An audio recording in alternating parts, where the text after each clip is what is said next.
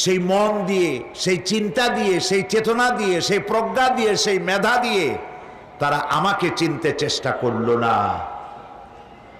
এদের বিবেক আছে, সব বুঝেছে, কিন্তু আমাকে বুঝতে পারে নাই।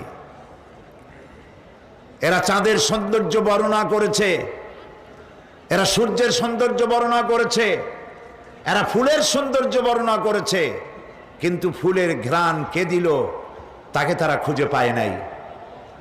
সূর্য দেখেছে, চন্দ্র দেখেছে, চন্দ্রের সুষমা স্নিগ্ধ আলোতে গোটা পৃথিবী ভরপুর হয়ে গিয়েছে, এ ব্যাপারে তারা কবিতা লিখেছে, কিন্তু এই জ্যোৎস্না কে দিলেন তারে তারা খুঁজে পায় নাই।